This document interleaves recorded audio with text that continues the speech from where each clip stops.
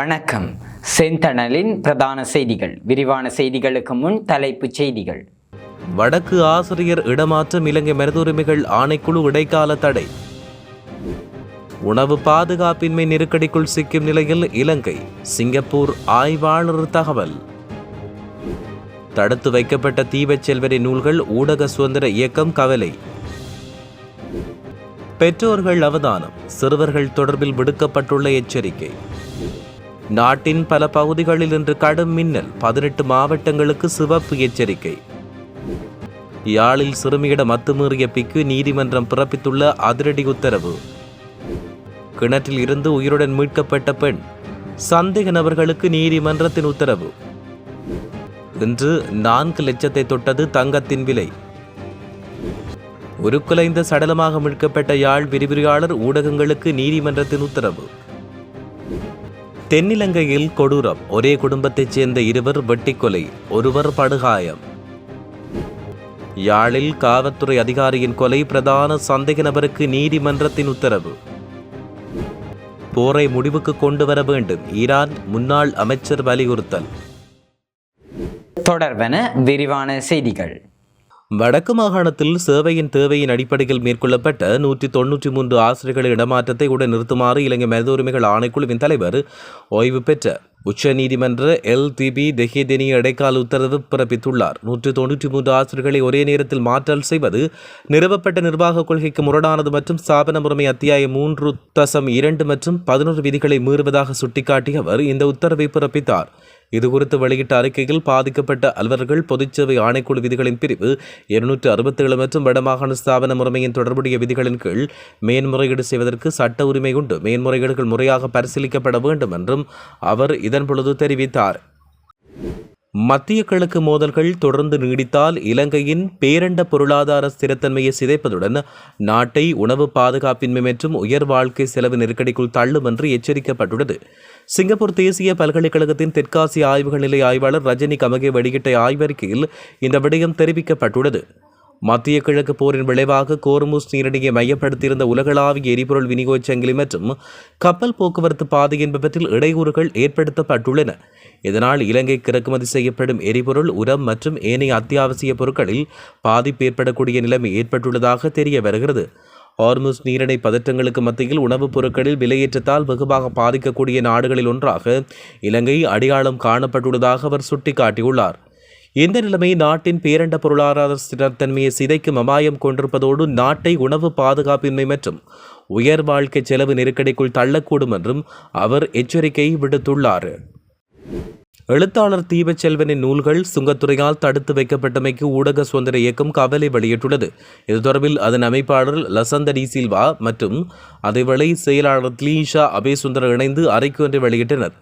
இந்தியாவின் சென்னை நகரில் அச்சிடப்பட்ட எழுத்தாளர் தீபச்செல்வனின் இலக்கிய படைப்புகள் 360 பிரதிகள் இலங்கைக்கு கொண்டுவரப்பட்ட போது அவை இலங்கை சுங்கத்துறையால் தடுத்து வைக்கப்பட்டிருப்பது குறித்து தகவல்கள் வெளியாகியுள்ளதாக அவர் தெரிவித்தார்.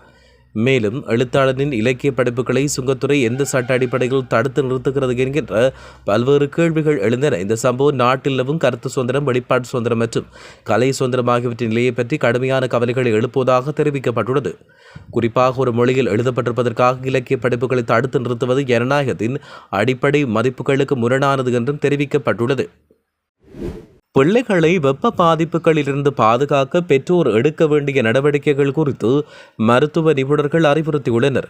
தற்போது நிலவும் வெப்பமான வானிலை காரணமாக பிள்ளைகளிடையே சரும நோய்கள் பரவும் அபாயம் உள்ளதாக தெரிவிக்கப்பட்டுள்ளது. மருத்துவ நிபுணர் தீபால் பெரேரா இதனை தெரிவித்தார். வெப்பத்தின் தாக்கத்தை குறைக்க பெற்றோர் பின்வரும் நடைமுறைகளை பயனுள்ளதாக பயன்படுத்த வேண்டும் என்றும் தெரிவிக்கப்பட்டுள்ளது. பிள்ளைகளை தினமும் குறைந்தது 2 முறை குளிக்கச் செய்ய வேண்டும். மென்மையான மற்றும் இலகுவான ஆடைகளை அணியச் செய்ய வேண்டும். இயற்கை பானங்களை அதிகமாக ஊக்குவிக்க வேண்டும். அதிகளவு தண்ணீர் குடிப்பதை உறுதிப்படுத்த வேண்டும். பாடசாலைக்கு செல்லும் பிள்ளைகளுக்கு 2 போத்தல் தண்ணீர் கொடுத்து விடுமாறு கேட்டுக்கொள்ளப்பட்டுள்ளனர். சிறுவர்கள் தண்ணீர் குடிக்காமல் வீதிகளில் விளையாடுவதை தவிர்க்க வேண்டும் என்றும் அவர்களின் ஆரோக்கியம் தொடர்பில் பெற்றோர் விழிப்புடன் இருக்க வேண்டும் என்று மருத்துவர் தீபால் பெரேரா மேலும் தெரிவித்துள்ளார். பல மாகாணங்களில் கடுமையான மின்னல் தாக்கம் ஏற்படுவதற்கான அம்பர் எச்சரிக்கையை வளிமண்டலவிய திணைக்களம் விடுத்துள்ளது. அதன்படி இன்றைய தினம் நண்பகல் வெளியிடப்பட்ட இந்த எச்சரிக்கை இரவு 11 மணி வரை நடைமுறையில் இருக்கும் என்று திணைக்களம் சுட்டிக்காட்டியுள்ளது. வளிமண்டல திணைக்களம் விடுத்துள்ள புதுப்பிக்கப்பட்ட அறிக்கையில் இந்த விடயம் தெரிவிக்கப்பட்டுள்ளது.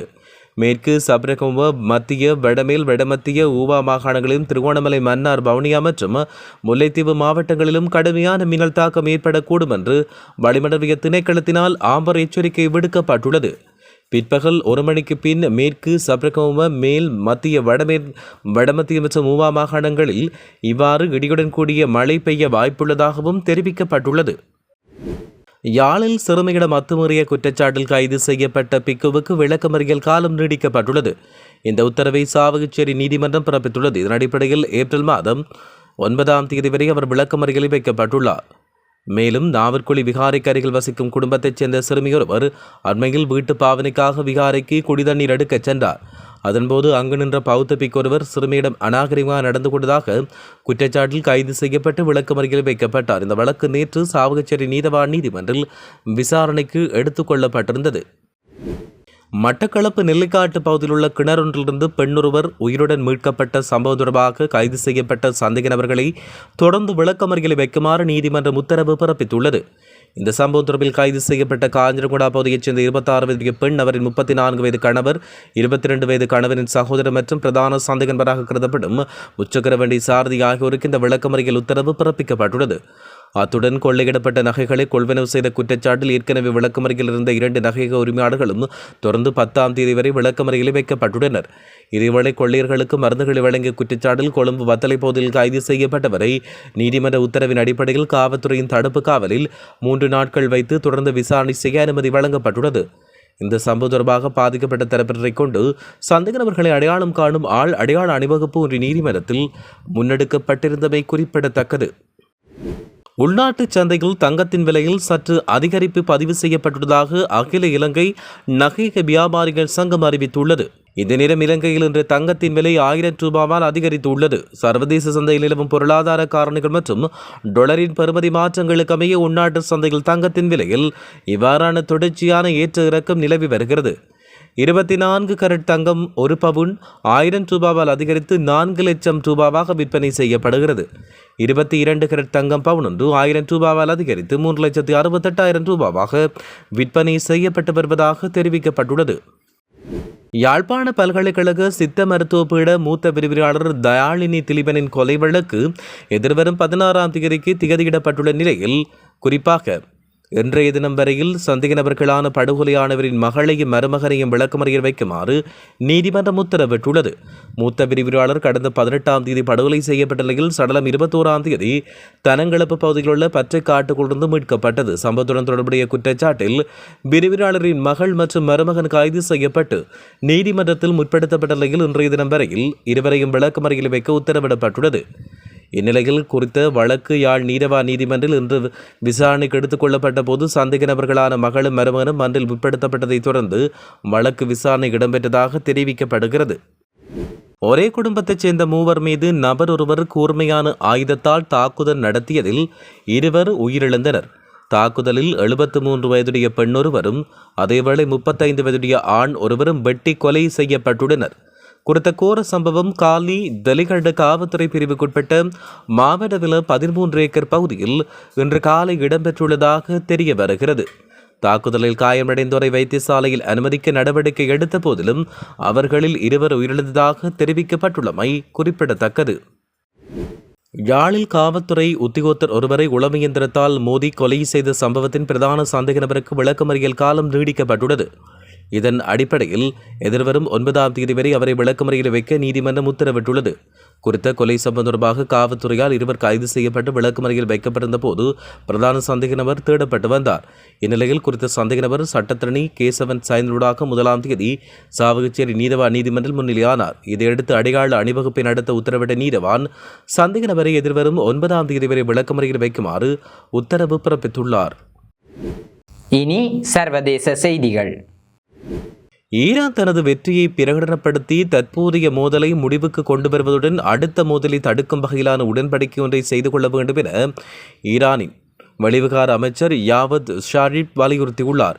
அமெரிக்காவை தளமாக கொண்ட ஃபொரின் ஆஃபீஸ் இதழில் வெளியிட்ட முக்கிய கட்டுரையொன்றில் யாவத் ஷாரிப் இவ்வாறு குறிப்பிட்டதாக அல் ஜசீரா ஊடகம் செய்தி வெளியிட்டுள்ளது. அத்துடன் அமெரிக்கா மற்றும் இஸ்ரேலுடனான போரை தமக்கு சாதகமான முறையில் முடிவுக்கு கொண்டு வருவதற்கான செயல் திட்டத்தை அவர் விளக்கியுள்ளதாகவும் தெரிவிக்கப்படுகிறது. இத்துடன் செய்திகள் நிறைவடைகின்றன. வணக்கம்.